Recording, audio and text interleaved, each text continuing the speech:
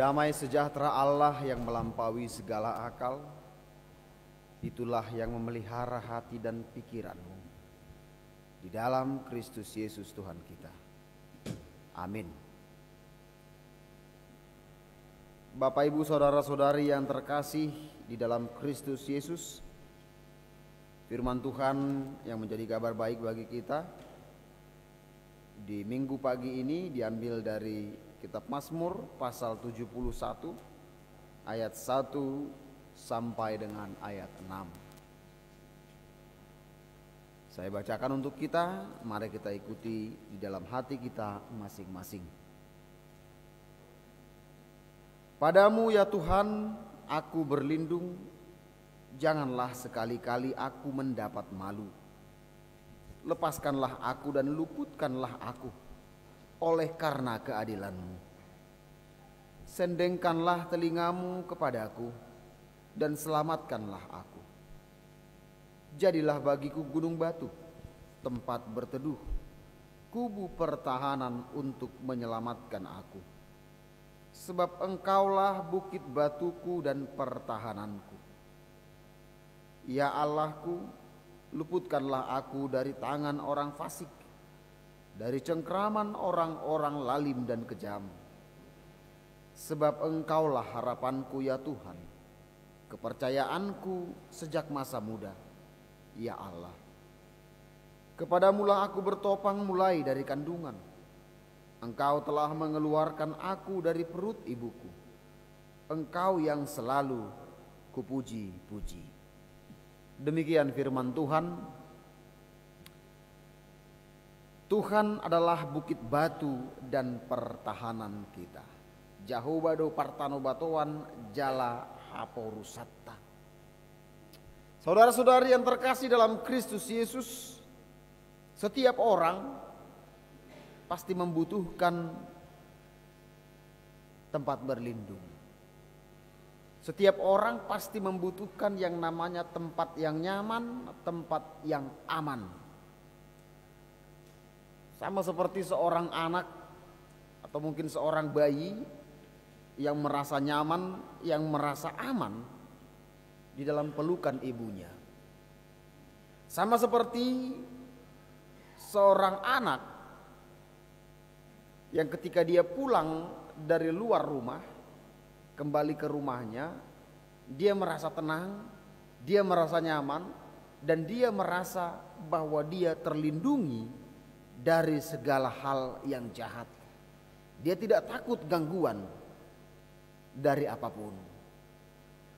Bapak, Ibu, saudara-saudari yang terkasih, dalam kehidupan ini tidak ada manusia yang bisa lepas dari ancaman dan dari mara bahaya yang selalu ada di sekitar kehidupannya. Ancaman-ancaman itu selalu ada. Bahkan lebih banyak kepada orang-orang yang lemah, lebih banyak kepada orang-orang yang miskin. Tapi tidak menutup kemungkinan ancaman-ancaman itu juga bisa terjadi kepada orang-orang yang berada pada puncak kekuasaannya. Artinya tidak hanya rakyat biasa, tidak hanya orang biasa, bahkan pemimpin atau raja sekalipun pasti pernah mendapatkan ancaman dan mungkin berada dalam ancaman. Baik itu dari orang-orang di sekitarnya, bahkan dari keluarganya sendiri. Saudara-saudari yang terkasih, mungkin kita masih ingat waktu sekolah minggu dulu, ada sebuah cerita Alkitab yang diceritakan oleh guru sekolah minggu tentang sebuah kota yang terlindungi dari ancaman yang berada dari luar kota itu. Karena kota itu ditutupi oleh tembok yang begitu besar dan begitu tinggi. Apa nama kota itu? Yeriko. Yeriko merupakan sebuah kota yang dianggap paling aman pada saat itu. Tapi apa yang terjadi, Bapak, Ibu, saudara-saudari yang terkasih, sesuai dengan perintah Tuhan, Mereka atau bangsa Israel mengelilingi tembok Yeriko 6 kali sehari dalam 6 hari. Dan di hari ke-7 mereka mengelilinginya sebanyak 7 kali. Dan akhirnya tembok itu pun runtuh dan bangsa Israel berhasil menduduki kota Yeriko. Benteng yang begitu kokoh ternyata bisa juga rubuh. Kemudian di tahun 90-an bangsa Israel tahun 90-an digadang-gadang memiliki teknologi tercanggih di dunia yang membuat bangsa Israel pada saat itu merasa aman, merasa nyaman dari gangguan para pembenci Israel. Apa itu? Iron Dome, kubah besi.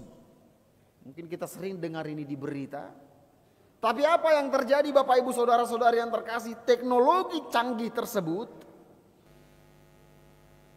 di bulan Oktober 2023 ternyata berhasil ditembus oleh musuhnya, yang akhirnya menjatuhkan banyak korban di tengah-tengah bangsa Israel. Artinya, saudara-saudara yang terkasih, banyak tempat perlindungan buatan manusia yang dibangun oleh para penguasa, yang dibangun oleh orang-orang kuat, yang dibangun oleh orang-orang pintar di dunia ini. Tapi ternyata semuanya itu dapat hancur. Semuanya itu dapat luluh lantak.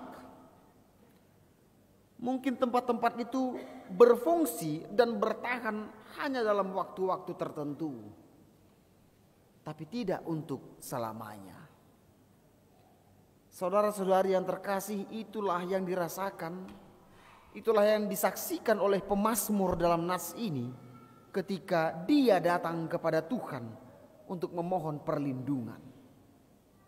Bukan tanpa sebab, karena dia sudah merasakan, karena dia sudah melihat bagaimana kekuasaan, bagaimana kekuatan serta kesetiaan Tuhan dalam hidupnya yang selalu meluputkan dia dari segala hal yang jahat. Pemazmur atau Raja Daud dalam nas ini merasakan bagaimana sakitnya ketika orang yang dia sayangi, ketika darah dagingnya sendiri yaitu Absalom, ternyata mencoba membunuhnya untuk mendapatkan kerajaan. Absalom yang anaknya sendiri ternyata berupaya untuk menggulingkan tahta kerajaannya. Saudara-saudari yang terkasih, dia nggak tahu harus berbuat apa lagi. Padahal sebenarnya dia memiliki pasukan elit. Dia mempunyai kendaraan perang. Dia punya tentara perang. Tapi nggak tahu. Jangan-jangan mungkin pasukan elit ini juga disusupi oleh orang-orang yang hendak menggulingkan dia.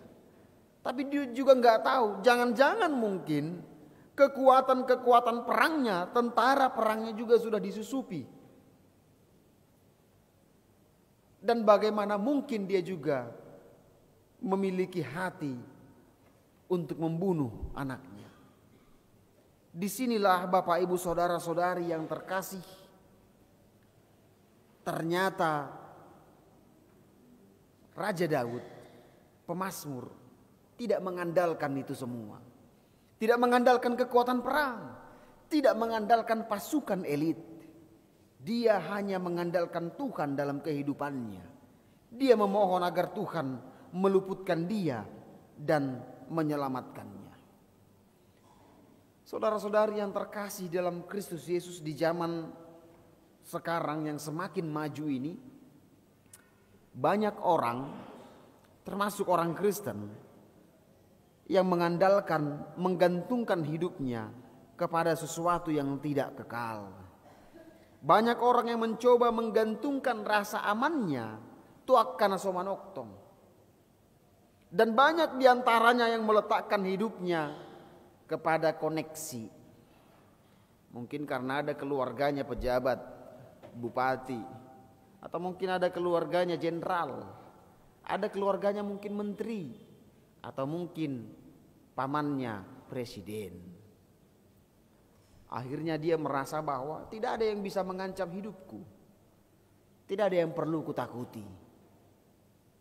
Dan tidak jarang juga manusia meletakkan hidupnya pada kelimpahan finansial.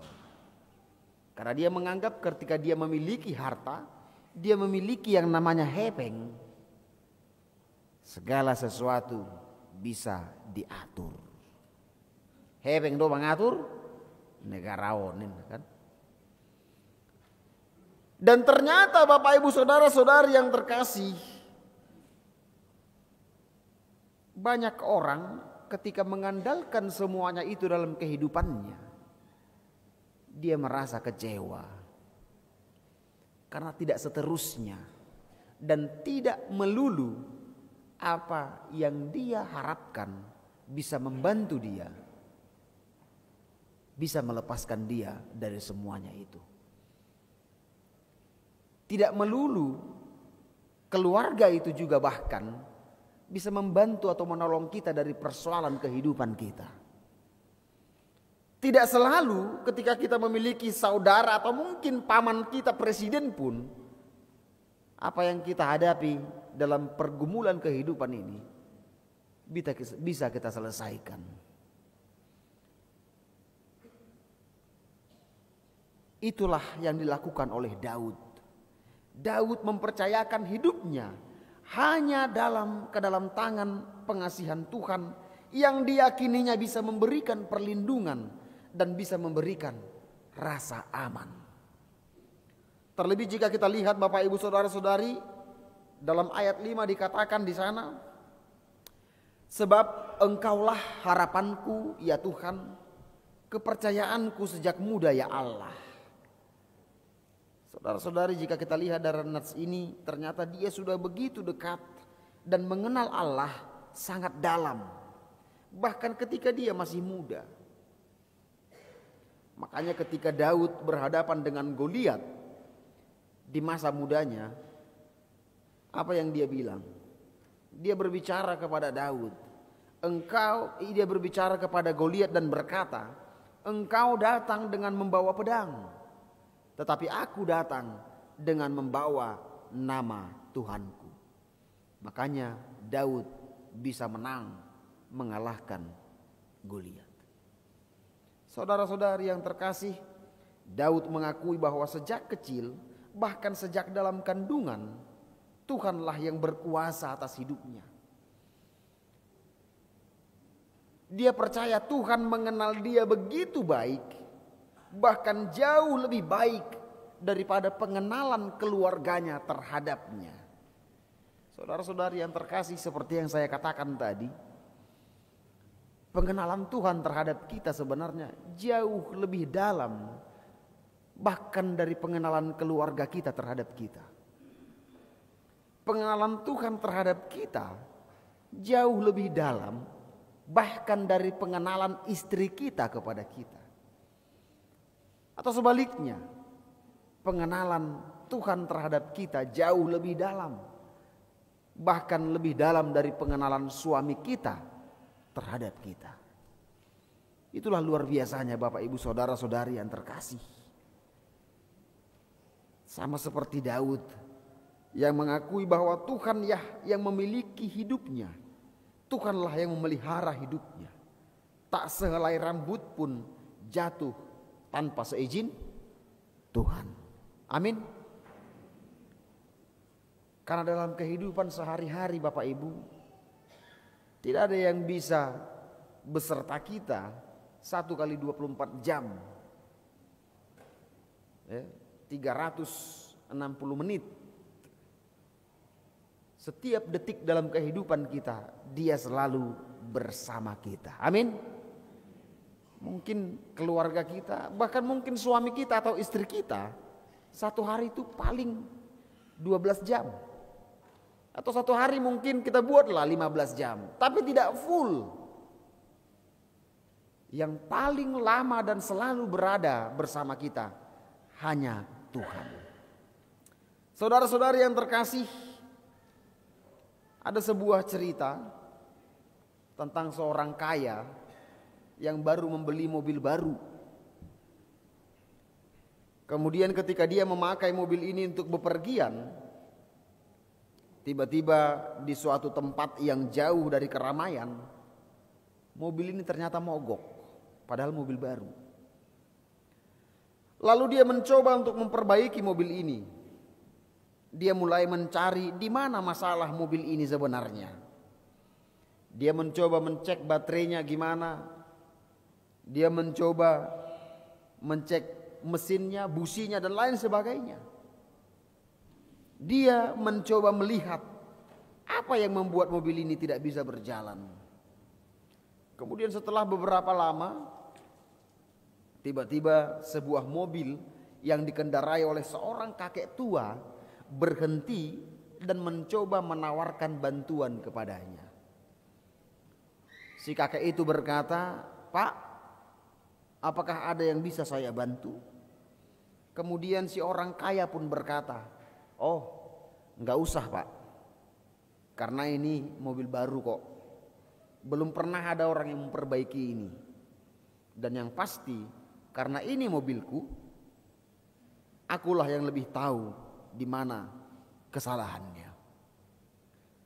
Kemudian si bapak tua pun yang saat itu menggunakan mobil merek yang sama, walau mobilnya mungkin sudah agak tua, dia tetap menunggu sambil memperhatikan si bapak orang kaya itu memperbaiki mobilnya.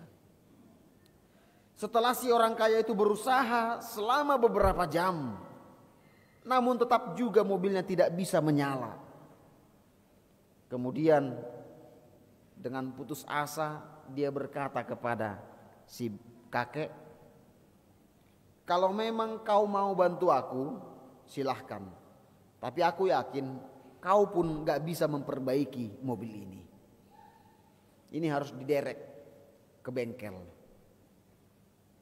Kemudian si kakek tua pun menuju kap mesin dan sedikit mengotak-atik mobil itu, lalu berkata, "Coba nyalakan."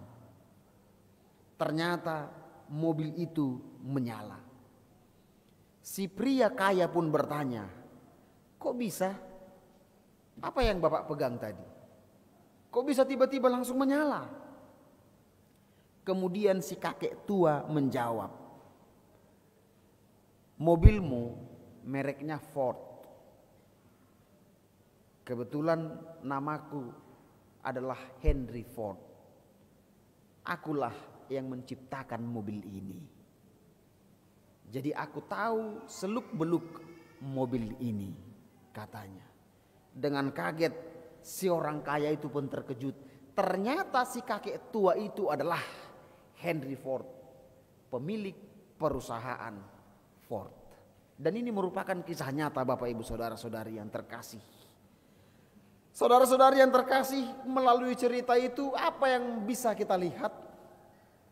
Ternyata sering kita merasa bahwa segala pergumulan yang ada dalam kehidupan kita ini, segala persoalan yang terjadi dalam kehidupan kita, hanya kitalah yang mampu untuk menyelesaikannya. Kita merasa bahwa kita kuat. Kita merasa bahwa kita memiliki kompetensi atau mungkin memiliki kecerdasan untuk bisa melepaskan kita dari segala pergumulan yang ada dalam hidup kita. Ternyata kita lupa bahwa Tuhan Sang Pencipta jauh lebih mengetahui bagaimana memperbaiki kehidupan kita. Amin. Ubotodo Tuhani songot dia dalam laho paturehon parngoluota. Tapi kita sering tidak mau mendengarkan nasihat Tuhan. Kita sering tidak mau mendengar apa yang Tuhan kehendaki dalam kehidupan kita. Saudara-saudari yang terkasih dalam Kristus Yesus, sering orang bahkan sampai capek berpikir, badan lelah, tubuh lelah, tenaga terkuras hanya untuk mencari jalan keluar dari segala persoalan yang dia hadapi. Padahal sebenarnya kunci dari segala persoalan itu cuma satu. Kembalilah kepada Sang Pencipta yang tahu segala persoalan dan kesulitan yang terjadi dalam kehidupan kita. Di sanalah kita akan mendapatkan solusi dari segala persoalan dan pencobaan itu. Tapi pertanyaannya Bapak Ibu Saudara-saudari yang terkasih, ketika kita merasa terancam dan hidup kita kurang nyaman, apa yang kita lakukan? Masihkah ada di antara kita yang ketika kita merasa terancam atau merasa kurang nyaman, kita langsung datang dan berdoa kepada Tuhan? Atau jangan-jangan seperti yang saya ceritakan tadi, kita selalu berupaya untuk mengandalkan apa yang ada pada diri kita. Kita berupaya mengandalkan koneksi, kita berupaya mengandalkan harta, kita berupaya mengandalkan pikiran kita, sapelo jahita, tapi ternyata tidak mendapatkan jalan keluar. Bapak Ibu Saudara-saudari yang terkasih, nats ini mengajak kita untuk jangan khawatir akan hidupmu. Memang kekhawatiran itu muncul karena adanya keterbatasan dalam hidup kita. Karena kita terbatas, maka muncullah kekhawatiran. Dan ketika kita hanya memakai nalar dan logika, maka tentu hidup kita pun tentu akan terbatas dan hanya sebatas nalar dan logika. Kita tidak akan mempercayai yang namanya mujizat dan kuasa Tuhan. Padahal Allah itu maha kuasa. Allah itu melampaui segala akal pikiran. Oleh sebab itu, Bapak Ibu Saudara-saudari yang terkasih, Dia mampu mengubah segalanya, asalkan engkau menyerahkan hidupmu dalam tangan pengasihannya. Dia akan selalu hadir bersama kita, memberi kekuatan, meneguhkan langkah kita, dan menunjukkan solusi dari setiap persoalan kehidupan kita. Sebab Dialah bukit batu dan pertahanan kita. Amin.